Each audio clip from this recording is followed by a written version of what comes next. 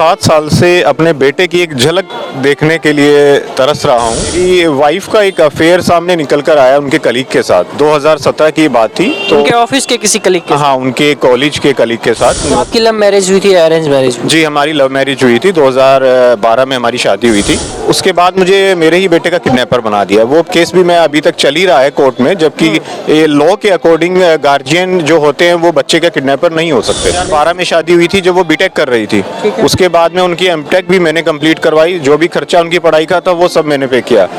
और उसके बाद में बाहर जाने में उनकी मैंने मदद करी। 40 लाख रुपए मैंने ऑन रिकॉर्ड दे रखे हैं, जो मेरे पास बैंक की सारी स्टेटमेंट हैं, चेक्स की फोटोकॉपी हैं। क्या कहना है, ये रोहतक से चल के आए हैं और इनका परिवार आधा से ज़्यादा इनका परिवार बिखर चुका है। तो मुझे लगा इनसे बातचीत करना चाहिए और इनकी समस्या को सुनना चाहिए। इनकी क्या समस्या है, क्या इनकी मांग है, किस मांग को लेकर रोहतक से साइकिल से चल के पैदल आए। पहले तो अपने बारे में बताइए और क्या मांगे हैं आप? जी, मेरा नाम मनोज धनखड़ है। मैं रोहतक हरियाणा का रहने वाला हूँ जी।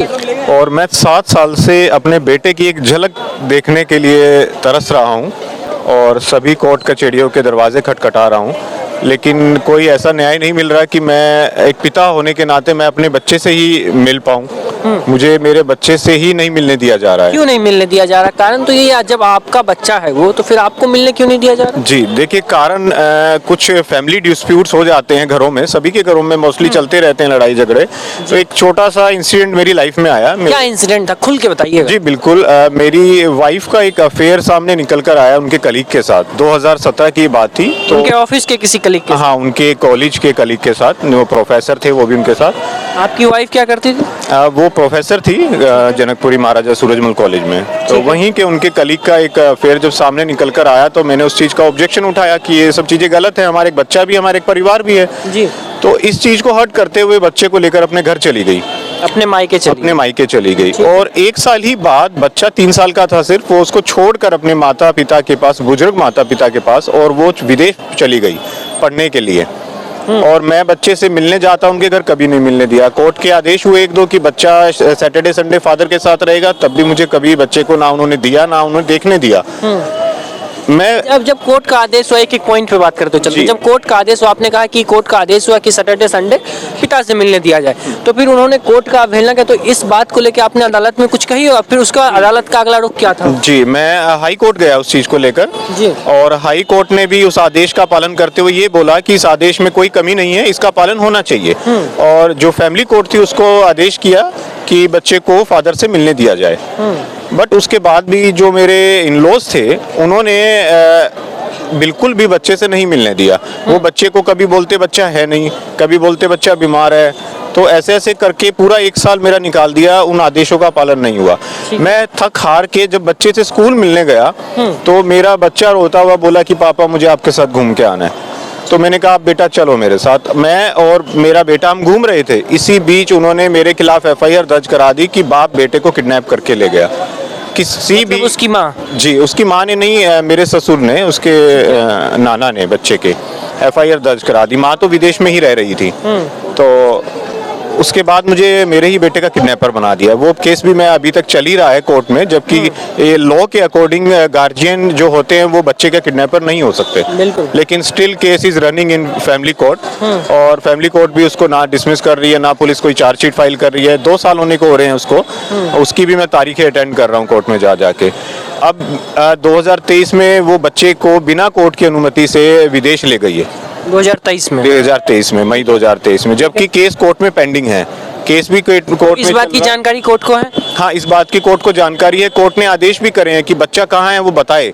लेकिन ना तो बच्चे को बता रहे हैं। कोर्ट ने आदेश किया है कि वो कोर्ट में अपीयर हो। 2-3 बार ऐसे ऑर्डर कोर्ट ने दिए, हाई कोर्ट ने। ठीक है। लेकिन वो ना तो अपीयर हुई और ना ही उसने बच्चे की आइडेंटिटी डिस्क्लोज करी कि बच्चा कहाँ है। तो आपकी लव मैरिज हुई थी या अरेंज मैरिज? जी, हमारी लव मैरिज हुई थी। 2012 में हमारी शादी हुई थी। तो ऐसा तो नहीं लग रहा है कि लव मैरिज आपका हुआ था इसलिए लड़की के घर परिवार वाले आपके खिलाफ जाके इस प्रकार का पूरा षड्यंत्र रच रहे हैं? जी, कि लड़की के घर वाले तो पहले भी शादी के अगेंस्ट ही थे। तो फिर आप लोगों ने कैसे शादी की थी? कोर्ट मैरिज की थी या फिर? लड़की एग्री थी, तो लड़की ने घर वालों को मना के शादी करी थी। और ये तो सारे प्रूफ भी मैंने कोर्ट में दे रखे हैं सब चीज़ों के। तो अब आप क्या चाहते हैं? लड़की तो विदेश चली गई, बच्चे से आपको मिलने नहीं दिया जा रहा है, तो अब चाहते क्या हैं? क्या चाहते हैं? मैं अपने बच्चे से मिलना चाहता हूँ कि एक पिता होने के नाते जो मदर फादर का जो भी डिस्प्यूट है वो एक अलग मैटर है, लेकिन आप बच्चे को बीच में किस लिए पीस रहे हैं? बच्चे को तो दोनों का हक बराबर है, माता और पिता का।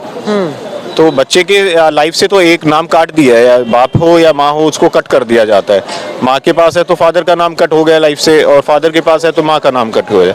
तो मैं अवेयरनेस कर रहा हूँ कि पेरेंटल एलिएशन को रोका जाए भारत में, और शेयर पेरेंटिंग लागू हो कि बच्चा जो है वो इन मैट्रिमोनियल केसेस में शिकार ना हो, उसको माँ और बाप दोनों का प्यार मिले।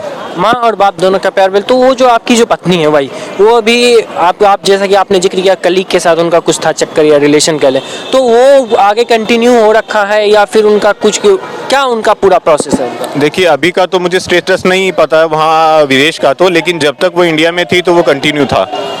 और आपका भी क्या स्टेटस है?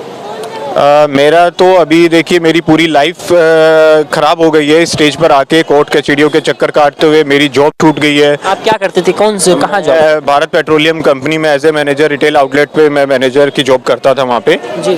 और मेरा पूरा लाइफ स्पॉइल ही होती जा रही है एक तरीके से देखो जाए तो। मैं 7 साल से कोर्ट कचहरियों के चक्कर काट रहा हूँ, और बीइंग ए फादर मैं अभी तक ये हारा नहीं हूँ कि मैं अपने बच्चे से मिलना छोड़ दूँ और बच्चे के लिए फाइट करना छोड़ दूं। तो मेरे को स्टिल अभी भी एक उम्मीद है कि सुप्रीम कोर्ट मुझे एक रिलीफ देगी कि मुझे मेरे बेटे से मिलने की एक अच्छी अनुमति का ऑर्डर का मुझे तो सुप्रीम कोर्ट में आपका केस कब से है सुप्रीम कोर्ट में? 29 तारीख मेरी लगी हुई है सुप्रीम पहली तारीख? पहली तारीख है मंडे की, इसीलिए मैं तारीख अटेंड करने 2 दिन पहले 26 जनवरी को इंडिया पहुंचा हूँ, यहाँ पे आया हूँ इंडिया गेट पे दिल्ली में, ताकि थोड़ा इसको मैं अवेयरनेस करूँ और मंडे को अपनी तारीख अटेंड करूँ।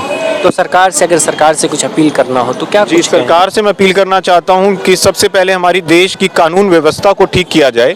तो जो आपके हिसाब से ये खासतौर पे ज़्यादातर ये जो केस आते हैं इसमें ये कहा जाता है कि पुरुषों को ज़्यादा प्रताड़ित किया जाता है, पुरुषों पे झूठे एलिगेशंस लगाए जाते हैं जिसका कोई तथ्य नहीं होता, निराधार होता है। तो इसका आपको लगता है ये सच है, ये जो अदालत में कहा जाता है उस बिल्कुल सरासर सही है? देखिए 90% ये चीज़ें सच हैं कि झूठे केसेस भी पुरुषों पे लगाए जाते हैं। ठीक है। और आज की डेट में तो मैं अपने केसेस के साथ साथ अभी काफ़ी मैंने स्टडी करा है, तो मुझे पता चला है झूठे रेप केसेस और झूठे प्रॉमिस केसेस बहुत ज़्यादा इंडिया में चल रही हैं चीज़ें आज की डेट में। ये बेसिकली एक तरीके से बिजनेस बना दिया है, और जुडिशरी में भी ये सब चीज़ें आजकल स्टार्ट हो चुकी हैं। तो मेरी बस ये अपील है भारत सरकार से कि कानून व्यवस्था में सुधार हो, और पेरेंटल रिलेशन मेन मुद्दा है जो कि रोका जाए, जिससे बहुत ही लोग समस्या से जूझ रहे हैं। मैं एक अकेला पिता नहीं हूँ, बहुत सारे ऐसे पिता हैं जो अपने बच्चों से नहीं मिल पा रहे हैं। हज़ारों लाखों पिता ऐसे हैं भारत में जो महिलाएं अपने घरों में लेकर बैठ जाती हैं उनके। तो एक तरीके से ये समझा जाए कि महिलाएं पूरे ये जो एलिगेशंस लगाने का ये एक प्रोसेस बना रखा है, इनको एक बिजनेस के तौर पे। आपसे कुछ पैसे वैसे की डिमांड हुई है? जी देखिए पैसों की डिमांड हुई थी, लेकिन मैं स्टार्टिंग में कुछ चीज़ें समझ नहीं पाया था। मैंने अपनी वाइफ को बहुत सपोर्ट करा, उसको पढ़ाया लिखाया, उसकी एमटेक मैंने कंप्लीट करवाई। आपने उनको पढ़ाया? जी 2012 में शादी हुई थी जब वो बीटेक कर रही थी।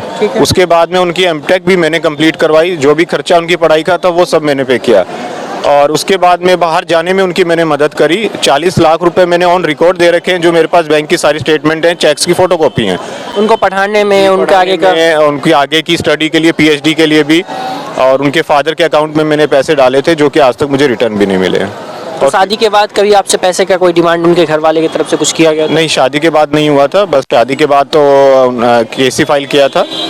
कितने दिन तक आपका सब कुछ सही चला था शादी के बाद? 2012 में शादी हुई थी और 17 तक सब कुछ ठीक ही था। जैसे ही वो उनका कलीग उनकी लाइफ में एंटर करा, उसके बाद से सब चीज़ें खराब हो गई। और जो लोग देख रहे हैं आपको, जो इस प्रकार से प्रताड़ित होते हैं जो समाज में, जिनको बहुत तरह के, आपको भी बहुत प्रकार की बातें सुनने को मिलता होगा समाज में, और जो लोग सुन रहे हैं उनको क्या कुछ कहना चाहेंगे आप? देखिए उनको बस मैं ये कहना चाहूँगा कि आप लोग थोड़ी हिम्मत रखिए। मैं 7 साल से इन चीज़ों को फेस कर रहा हूँ।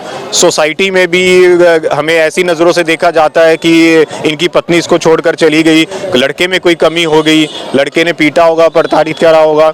तो बहुत ऐसे एलिगेशंस लोग हमारे ऊपर लगाते हैं, गलत भी हमारे बारे में सोचते होंगे। लेकिन बस मैं ये चाहूँगा कि आप हिम्मत रखिए, और अपने बच्चों के लिए अगर लड़ रहे हैं तो बच्चों के लिए लड़ते रहिए। इंसाफ तो कभी ना कभी मिलेगा ही, और अदालतों से नहीं मिलेगा तो भगवान तो देख ही रहा है, भगवान तो आपको न्याय दिलाएगा ही दिलाएगा। अगर आपकी आखिरी मुलाकात बच्चे से किस ईस्वी में हुई थी? मेरी 2023 में हुई थी, अगस्त 2023 में, जब मैं बच्चे को स्कूल मिलने गया था। और अभी वो बच्चा कहाँ है, इसके बारे में आपको कोई जानकारी? अभी बच्चा वो जानकारी ये है कि वो आयरलैंड लेकर गई है, उसका नाना उसको छोड़कर आया, वो लेने भी नहीं आई थी। बच्चे का नाना बच्चा भी हमारे भारत में नहीं? नहीं, बच्चा भारत में नहीं है।